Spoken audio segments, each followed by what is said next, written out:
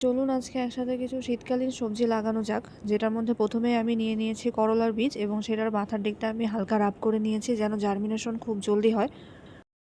এরপর আমি নিয়ে নিয়েছি শিমের বীজ। আমি জানি আপনারা এখন বলবেন যে শিম তো শীতকালীন সবজি। তবে আমার এই শিমের জাতটা গ্রীষ্মকালেও কিছু ফলন দেয়। এজন্য আমি লাগিয়ে দিলাম। আর তারপর নিয়েছি ধুন্দুলের বীজ। এটাও আমি ২ টা টবের মধ্যে অল্প কিছু লাগিয়ে দিয়েছি। এরপর আমি নিয়ে নিয়েছি হচ্ছে মরিচ এবং বেগুনের বীজ। যে দুটাকে আমি অল্প পরিমাণে একটা বাটির মধ্যে লাগিয়ে দিয়েছি এক সাইড করে। আর তারপর এটার উপর হচ্ছে ঝুরঝুরা মাটি দিয়ে ঢেকে দিয়েছি। এই সবগুলো বীজই হচ্ছে আমার আগে থেকে স্টোর করে রাখা, কতগুলো আছে গত বছরের আর কতগুলো এই বছরের। এরপর নিয়েছি আমি বরবটির বীজ, যেগুলোকেও আমি একটা বাটির মধ্যে সুন্দরভাবে লাগিয়ে দিয়েছি এবং এই সবগুলো বাটিকে আমি সুন্দরভাবে পানি দিয়ে ছায়াযুক্ত কিন্তু আলোপূর্ণ স্থানে রেখে দিয়েছি। দেখুন ৩ দিন পর খুব সুন্দরভাবে জার্মিনেশন হয়ে গিয়েছে কিছু জিনিসের। Thanks for watching.